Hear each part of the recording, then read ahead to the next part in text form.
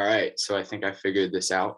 Here is my presentation on hamstring injury prevention as it pertains to soccer and conditioning. Okay, so first thing we need to keep in mind when it comes to hamstring injuries in professional soccer or soccer in general, specifically for professional soccer though, it's the most common injury. It makes up for 12% of injuries at high levels of play. So that could be collegiate level up into college.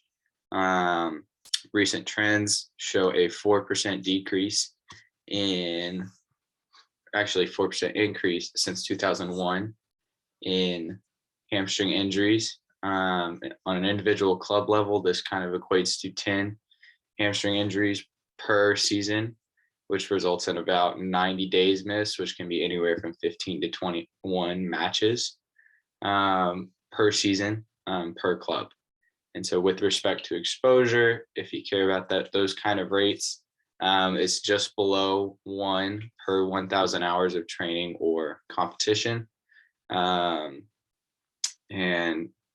is like based on these numbers, you can see why it's very important for us to have some sort of hamstring injury prevention in place in order to kind of assist and limit some of these trends and these numbers. That's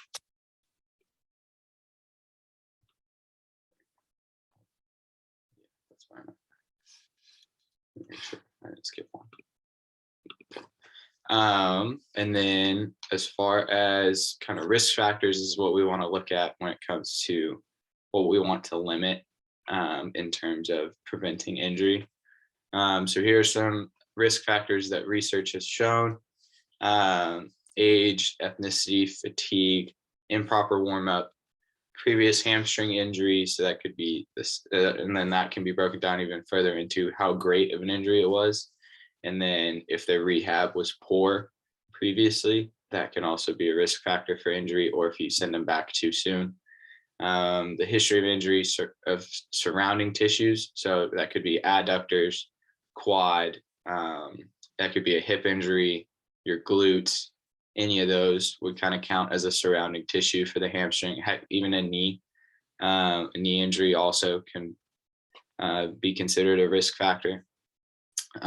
Decreased hamstring flexibility, reduced dorsiflexion, which that plays into the gait cycle. And if your dorsiflexion is reduced, your hamstring flexibility is also affected, and ability to prevent injury there is decreased. Decreased fascicle length. So if the muscle fascicles are shortened,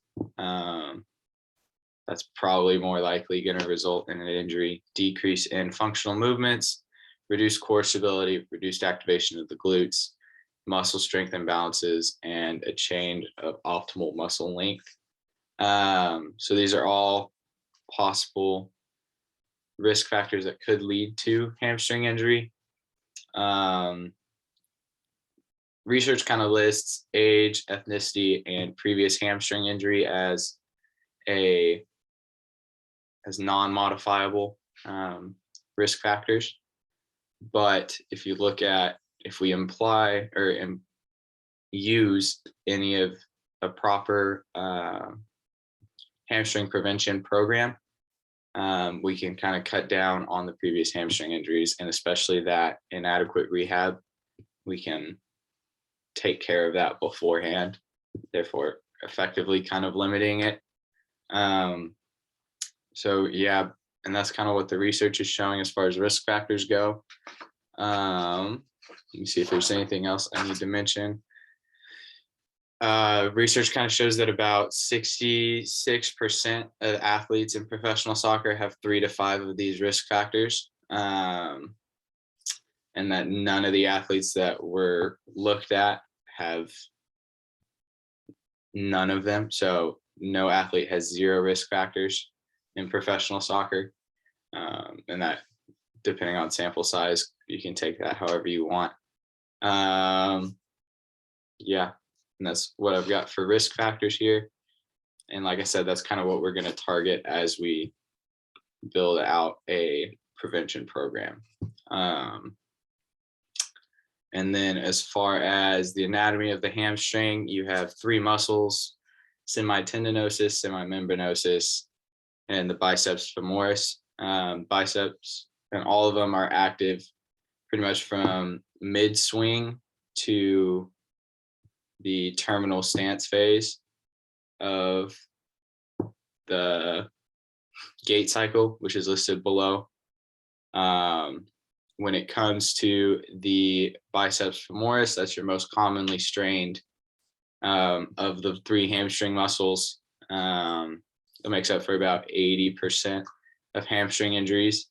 And it's due to possibly that during the gait cycle, especially that mid swing to terminal stance phase, how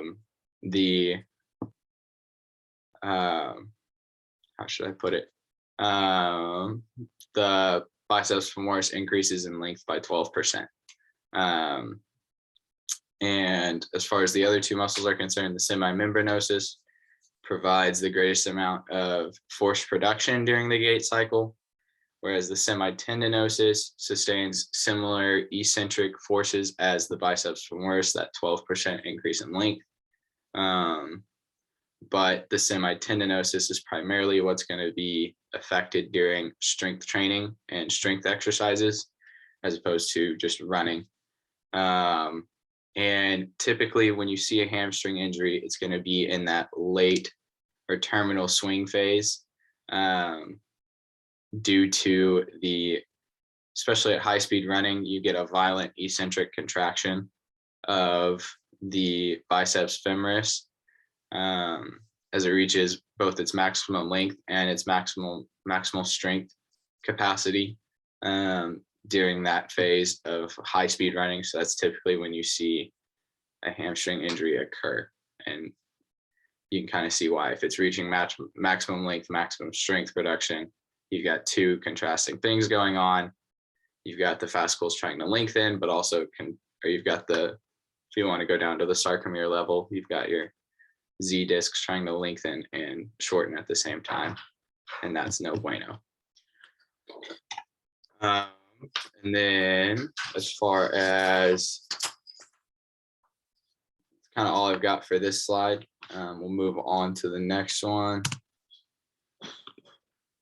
So here's kind of what I built out for prevention wise. So it's got both a typical soccer training session, some strength and conditioning sessions, and a home exercise program. So here we go for the training sessions. You're going to want each one to have an effective warm up and obviously a training portion, and then an effective cool down. Here's a sample I have. My idea behind this as an athletic trainer and as a coach one day is build it into a way that your strength and conditioning coaches can get on board with. So you're not taking away from their time, hence the reason. I'll kind of hit on that in the next segment. But specifically for this, self-myofascial release, that's your foam rolling. You want to make sure your muscles are good to go there. And there's also a little bit of activation too, if you're doing some foam rolling on your own. Got some just typical stretches to hit some areas that could result in a hamstring injury if those aren't effectively stretched out. It's kind of it's an all-encompassing of the hip complex. So I've got hip flexors, I've got quad, I've got some glute stretches in there, some piriformis stretches, and the hamstring, of course. And then not forgetting about the lower part of the chain, you're also including your gastroc and your soleus. FIFA 11, if you aren't familiar with it, is a very well-researched and well-backed by the research way to prevent ACL injuries. And it's also a dynamic warm-up for soccer specifically. And I would highly recommend you checking it out if you are interested in it. It decreases lower extremity injuries and is very effective for not only ACLs, but like I said, any lower extremity. It's got eccentrics, agility, conditioning, core plyos, and proprioceptive exercises, which that is kind of the progression we follow as well for a injury rehabilitation. So this is very effective for warm up, and it should only take about 20 minutes. Then you've got your 1 to 2 hours of position and soccer specific training. Could include, not only just drills and 7 and short-sided or 11 on 11, but you could also throw in some sort of agility testing or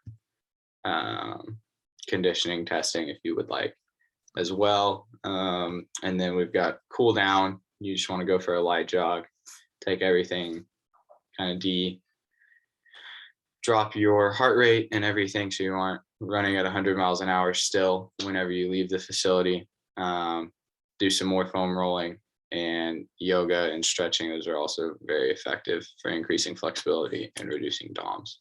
So that would be kind of an ideal training session with this program. And then we'll go into, so my strength and conditioning days, I have 3 days. I have a day 1A, a day 1B, and a day 2. I just focus on legs and core. That's primarily what we're going to focus on as soccer players anyways, with soccer players.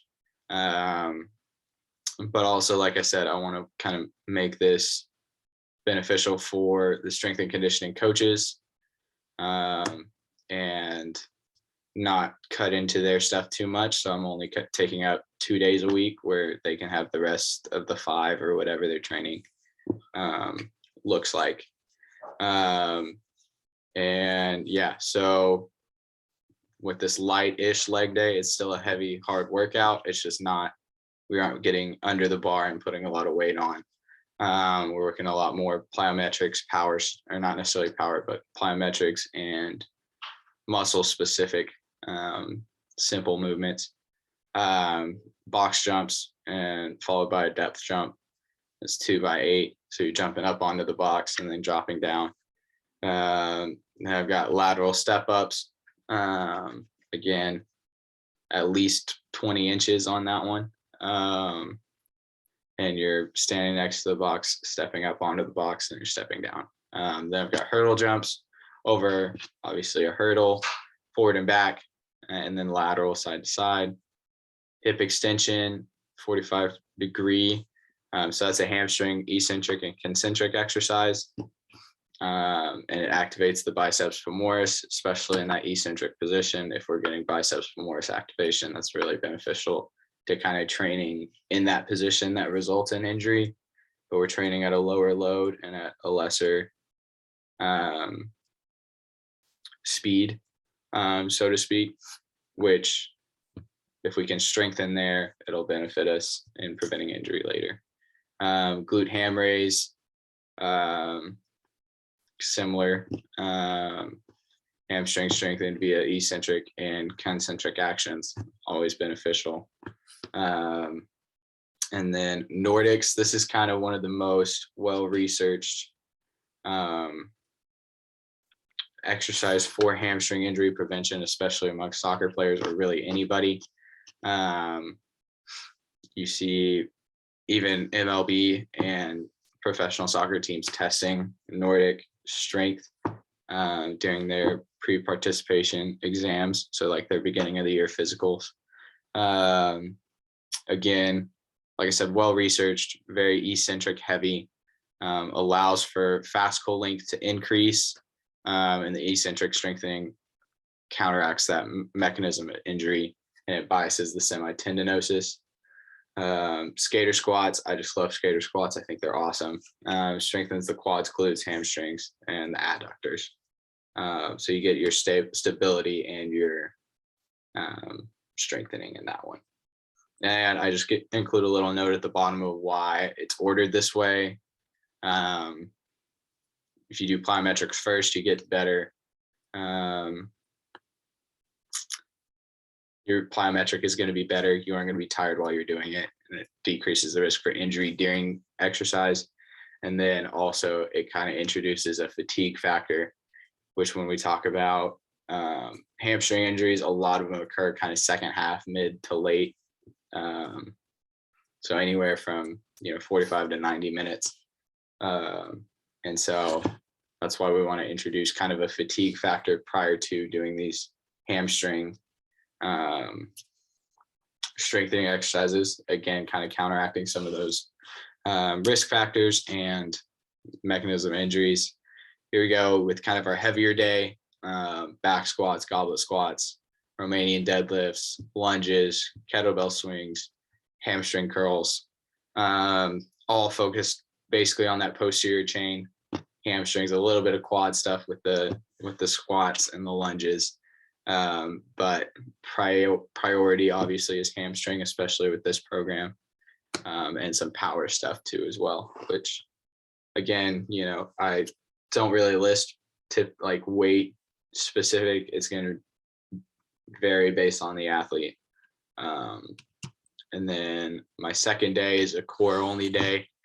And so just some general stuff, planks, side planks, bird dog with a row.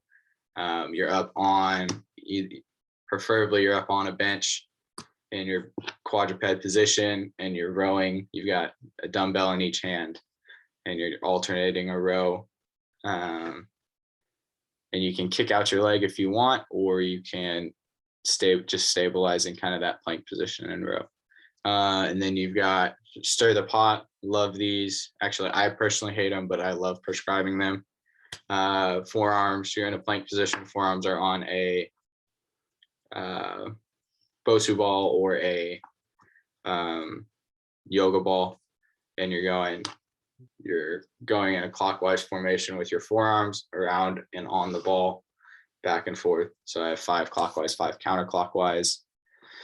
Dead bugs, Russian twists, clamshells. So we're getting some glute med and some external rotation work in there. And then glute bridges. So if you add kind of like a carpet slider or underneath their heels, and the straighter your leg or your knee is, the more hamstring activation you're going to get, and the more bent knee you have, you're going to get more glute activation with those.